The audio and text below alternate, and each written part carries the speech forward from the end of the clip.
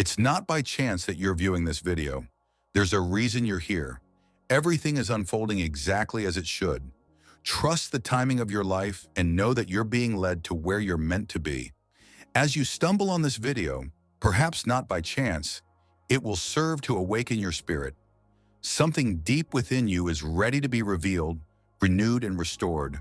For though you have been hidden, overlooked, and misunderstood, not because you are unworthy, but because God has been working on you in the secret place.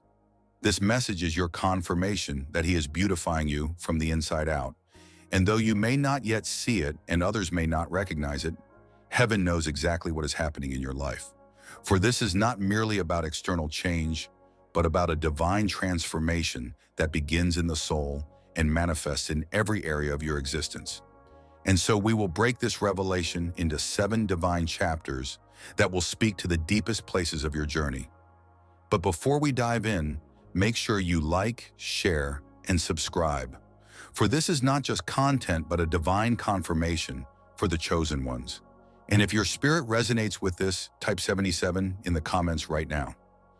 Not a random number, but a spiritual signal, a code to the Most High declaring that you are aligned, awakening, and ready to receive the transformation already unfolding in your life.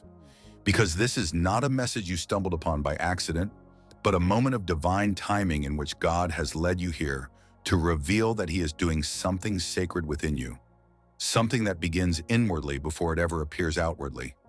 And though not everyone will finish this message, only those truly walking in purpose will. Yet for those who do, deeper clarity will be activated. A new layer of healing, power, and beauty will rise from within. For this message is alive and spiritual, a truth to revisit again and again, because each time you listen, another veil will lift, another lie will break, and another part of your divine identity will be revealed, until by the end you will understand fully why God is beautifying you from the inside out. Now, with hearts open and spirits ready, let us begin this sacred journey into deeper understanding. Chapter 1. Transformation takes root in the heart. Before God places elevation in your hands, He first does excavation in your heart. For this is not the stage where the spotlight shines, but the sacred space where the Spirit works in ways unseen. The quiet healing, the private battles, the silent growth that posts no updates yet brings permanent change. So when you feel the tension rising, understand it is not because you are doing something wrong, but because heaven is making something right within you. For God never begins His work on the outside, but with alignment, ensuring the foundation is strong before the blessing flows. Because your heart is the soil where He plants His promises, and He will not sow divine seeds into contaminated ground. So He starts by pulling up the weeds, the unseen roots of fear, the quiet patterns of pride, the subtle whispers of bitterness and rejection, the buried trauma that still shapes belief, uprooting what does not belong, not to punish but to prepare, not to break you down, but to build you up correctly, which sometimes appears as isolation, people walking away, doors closing, or old emotions resurfacing. Yet this season is not to be misinterpreted, for you are not being overlooked but overhauled, not forgotten but forged. Because where you are going, your heart must be healed, your motives pure, your love real, and your faith utterly unshakable. The breaking you felt was not random but strategic. The discomfort you experienced was not a curse but a cleansing, for God was exposing what had been buried deep beneath the surface so that your inner world could finally align with your divine assignment. He confronted the hidden lies you believed about yourself, silenced the voices that told you you would never be enough, and reset your identity not upon the foundation of trauma, but upon the truth that you are chosen, beloved, and destined. And in order to live from that truth, your heart had to be healed by His hand, because beauty does not begin with applause, but with alignment. In the sacred space of surrender, where you allow God to touch the parts of you no one else sees, where legacy is birthed, anointing is solidified, and heaven learns to trust you not merely for your gift, but for your character. And now, as He finishes the hidden work, cleansing, healing, and softening your heart, not for who you were, but for who you are becoming, remember that the weight of what He is about to release requires purity, peace and power from within. So let him complete what he began in you. For when your heart is right, your destiny will flow without delay. Chapter 2. Mending the Invisible Scars. Chosen one, they saw your posture but not your pain, admired your strength but overlooked your scars, and applauded your resilience without realizing how much it cost you to smile through the ache. Yet God saw everything, the places inside you that you kept hidden even from yourself, the quiet wounds no one acknowledged, the emotional bruises you learned to dress up, the trauma you normalized, the abandonment you never voiced, the childhood pain that still echoed in your adult decisions, and the grief you carried in silence because the world told you to be strong. And because he loves you too much to let you carry brokenness into your breakthrough, he intervened, not by rushing you into the spotlight, but by leading you into healing, which is why things slowed down, connections dried up, certain people rejected you, opportunities fell through, and doors that looked perfect refused to open, for it was not a delay but divine protection. Because unhealed pain becomes a pattern and patterns become prisons. And God never intended for your future to be built on foundations still bleeding from the past. In a season that felt lonely, still, and uncertain, God, like only a loving father would, set you apart not to punish, but to preserve, whispering truth to silence the lies, holding sacred space for your healing in a world that tried to rush your recovery, revealing what lay beneath the surface of your strength, the invisible wounds, the inner critic that told you you were never enough, the childhood shame you carried, the abandonment that dressed itself as people-pleasing, the fear of rejection that made you shrink, and the false humility that kept you small. Not because he wanted to fix you, but because he longed to free you, for his goal was never mere behavior modification, but deep soul transformation, a process requiring time, space, and spiritual surgery that can only happen in the quiet, away from noise, pressure, and performance. And though you grew tired of being strong, tired of fighting silent battles, tired of showing up for everyone else while no one seemed to show up for you, the truth is that God was present all along, not always with fireworks but with whispers, not always with visible miracles but with mercy that reached the depths of your soul, to tell you that you no longer had to pretend, perform, or bleed silently, because here you are safe, seen, and loved. And wholeness is found not in hiding the wound, but in inviting him into it. So now he is restoring you, not by erasing your past, but by rewriting your story with his hand of grace, turning the very wounds that once weakened you into wells from which you draw wisdom, using your tears to water the soil of your future, transforming the nights you wept alone into moments when heaven was quietly working on your soul, so that the world which once only saw your strength will now witness your wholeness, healed from the fear that said you would never be enough. Chapter 3. Stripping away the false identity. Chosen one of the hardest things God will ever do in your life is strip away the version of you that was never truly you. The version created not from purpose, but from pain, shaped not by surrender, but by survival, formed in the moments when you were simply trying to get through, to be accepted, and to feel safe.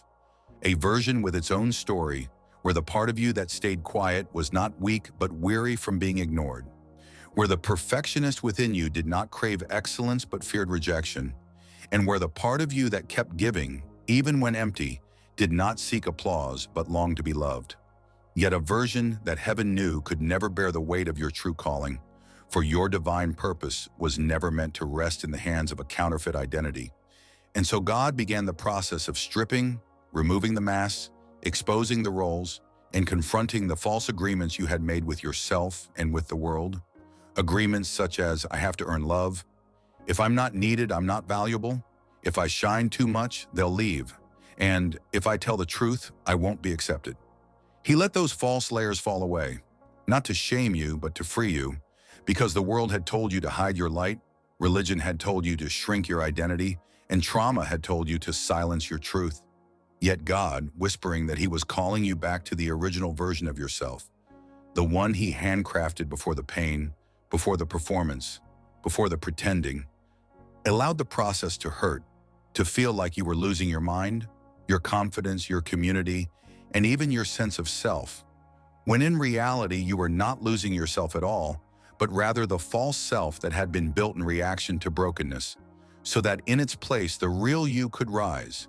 The you who does not apologize for her power, who does not need permission to be bold, who does not perform to be chosen because you already are chosen, and thus experience the divine reset, the holy unlearning, the sacred unveiling of the person God has always seen when he looked at you, even when you could not see it yourself.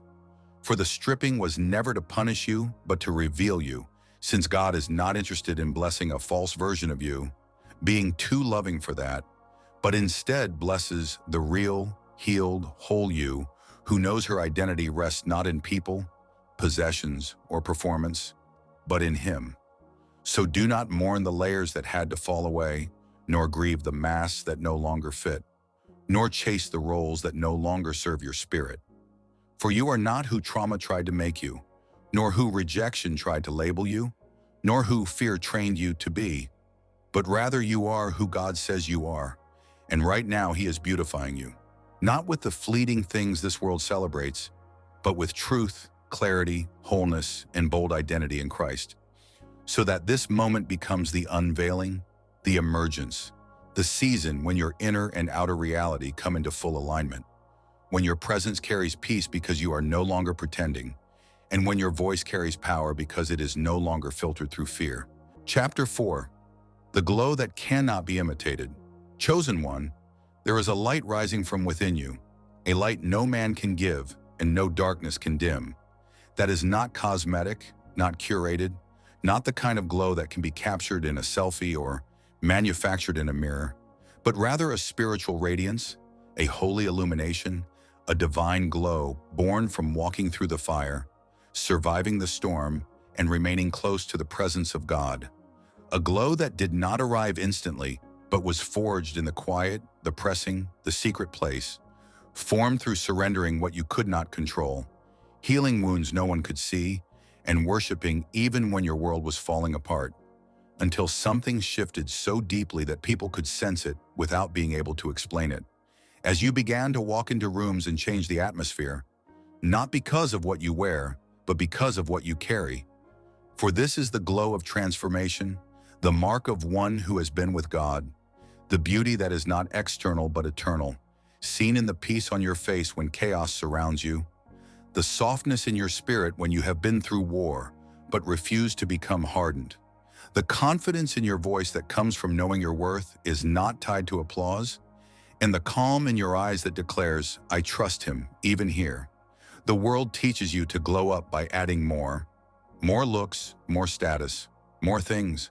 But heaven's glow up is different, for it happens when God begins to subtract ego, fear, comparison, and insecurity, stripping away everything false so that his light can shine through everything true, until you become a living reflection of that light, no longer trying to impress, forcing your presence, or chasing attention.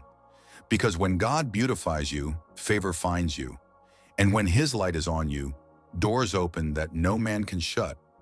And when his presence rests on your life, you do not need a platform to be powerful, for your presence itself will carry weight, and this is the glow that cannot be faked, the afterglow of deliverance, the radiance of identity, the shine of someone broken, healed, and rebuilt by grace.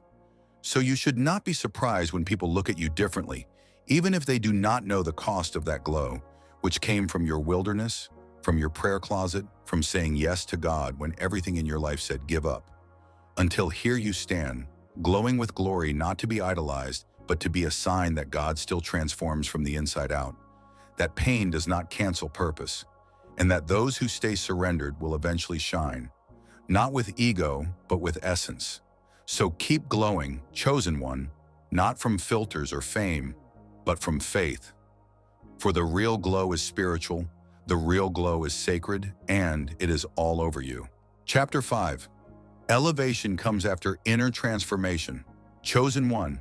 Before God takes you higher, he takes you deeper, and before he gives you the spotlight, he works in the shadows, because he cares more about who you are becoming than how quickly you get there.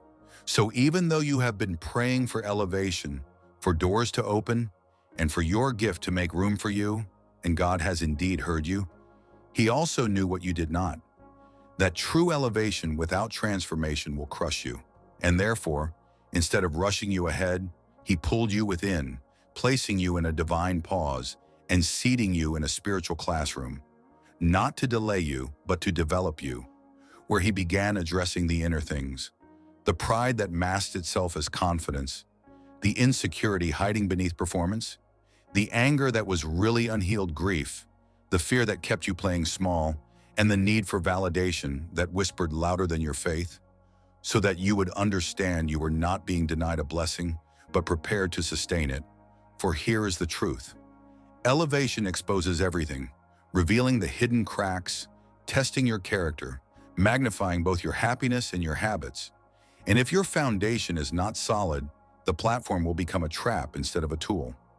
So God, in his mercy, took his time with you, purifying your motives, humbling your heart, teaching you patience in silence, showing you who you are when no one is watching, so you will never lose yourself when everyone is looking, correcting your speech not only in what you say to others, but in how you speak to yourself, challenging your reactions so that offense, bitterness, and ego would not sabotage divine opportunities, and refining your attitude so you could lead from humility rather than entitlement.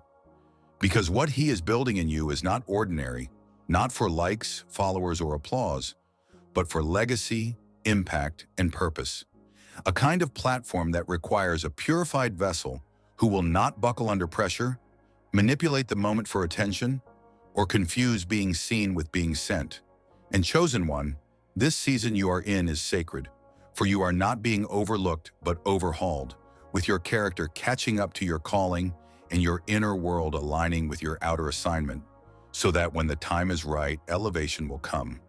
Not as a surprise, but as a confirmation, because God never promotes prematurely, only those who are ready from the inside out. And if it feels like you have been hidden, isolated, or delayed, take heart, for that is the divine blueprint for true greatness, where the deeper the transformation, the higher the elevation, and you are not merely being prepared for influence, but being transformed to handle it with integrity. For this is not punishment, but positioning, not rejection, but refinement. And when the doors swing open, you will not enter wondering if you are ready, but knowing you are. Because every quiet lesson, every hidden moment, and every silent surrender will echo through your elevation, and you will not simply rise, but be trusted to remain, staying grounded, faithful, and surrendered. Knowing your transformation is unlocking your next level, and it is closer than you think. Chapter 6. God is beautifying your spirit for purpose partnerships, chosen one, and it must be made clear that he never subtracts without the intention to multiply. This is why some people had to leave, why certain relationships ended without closure, and why your circle seemed to shrink even as your prayers grew stronger.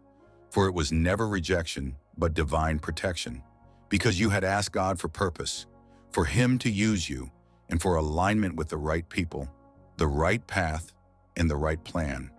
Yet before he could bring the divine connections, he had to remove the counterfeit ones, having seen what you could not see, heard the conversations behind your back, discerned the hidden intentions, felt the envy disguised with a smile, and known exactly who was tied to your destiny and who was tied to your delay. Therefore, he began beautifying you from the inside out, not to make you popular or more likable, but to bring you into spiritual alignment for partnership and purpose, because alignment requires clarity, a healed heart, and spiritual maturity. So he refined you until you no longer mistook flattery for loyalty, chemistry for covenant, or attention for love. And now the people coming next will not be distractions, but divine assignments, sent by God to join the mission without competing with you, but completing it alongside you, to protect rather than be threatened by your anointing, to pour into you rather than drain you, and to allow you to grow together without ever having to shrink to keep them around. But to walk in that level of alignment, your spirit had to be beautified first. You had to stop attracting based on brokenness, stop choosing based on wounds, and stop tolerating connections that made you question your worth. So God allowed isolation to become your training ground, letting you walk alone not to punish you but to strengthen your discernment, So that now, when people show up, you are not led by desperation, but by revelation. Having learned to value peace over presence, purpose over popularity, and alignment over attachment. For your glow is not merely physical, but spiritual. And that very glow is drawing the right people into your orbit. People who see your soul and not just your surface. People who don't merely take from your table, but bring something to it. And you are not entering a season of partnerships based on potential, but stepping into the divine collaborations rooted in purpose, whether kingdom spouses, kingdom friendships, or kingdom teams. The kind of people who sharpen your spirit and multiply your mission. And the best part is that you are now equipped to recognize them because God has so deeply beautified your spirit that you can sense what is real without needing proof and feel what is true without second guessing, which means no more settling, no more spiritual compromise, and no more entertaining anything beneath your divine assignment. For the version of you that is emerging knows it is not about how many people surround you, but about who is truly aligned with you. So get ready, chosen one, because God is not merely beautifying you for display, but preparing you for destiny-driven partnership. Chapter 7. This beauty has the authority to tear down every chain of oppression. In this transformation, you are walking through one that is not cosmetic, but cosmic, spiritual, sacred, and full of power. You are not merely being refined to appear beautiful, but purified to carry glory. For in the kingdom, true beauty is not about outward adornment, but about what you release from within. A beauty that breaks chains, shifts atmospheres, and sets people free. Not because of style, glow, or confidence alone, but because the presence of God radiates through you, forged through hell, endured, silent tears shed, and secret healing achieved. So that now the beauty rising from your story becomes a weapon, not only for yourself but for others, making you the one who breaks generational patterns, ends cycles of low self-worth, shattered identity, and inner poverty, and walks into rooms carrying healing without a word. For the beauty God has placed on you is spiritual warfare that confuses the enemy, silences every former lie, and boldly declares, I know who I am and whose I am, so that people looking upon you will see not just transformation, but resurrection. Feel the weight of one who has died to the old self and risen in divine identity, and witness your life as a walking testimony of what grace looks like, matured, and what surrender looks like when it radiates. Chosen one, you do not merely glow, but carry deliverance in your very presence. For the peace with which you walk has the power to free anxious minds. The joy you bear can lift heavy spirits, and the silent victories you have won inspire others to rise and fight again, making you a vessel of restoration, a carrier of kingdom power, a breaker of chains with beauty that stands as evidence of the God who makes all things new. Beauty you must never downplay to keep others comfortable nor hide because it is misunderstood. For you were created to radiate and to be seen, not for vanity, but for victory, so that whenever someone looks at you now, they will not merely notice what has changed, but will feel it, sensing the anointing that clothes you like a garment, encountering the peace that surrounds you like a shield, and witnessing the favor that follows you like a shadow, until they realize that what they behold is not mere beauty, but the divine itself. Therefore, you must walk boldly, speak powerfully, and shine unapologetically, knowing you are no longer the same but beautified, sanctified, and qualified, carrying a beauty that is not surface level but soul deep, a beauty that is not just yours but heaven's, and one that is destined to break chains wherever you go. You did not merely go through a makeover, but through a miracle, and now, chosen one, God is beautifying your life from the inside out so that the world will soon witness the masterpiece He has been crafting in secret. For you are not only glowing, but also growing, grounded and glorified by the hand of the Most High. In this moment is your rise, your revelation, and your reminder that you are being beautified by God Himself. And if you're still hungry for more chapters to this journey, or a visual concept for a video or thumbnail, just say the word. I'm here and ready to help bring it all to life. Thanks for watching. Here ends this video. Take a moment to like, share, and subscribe, If you find this video interesting,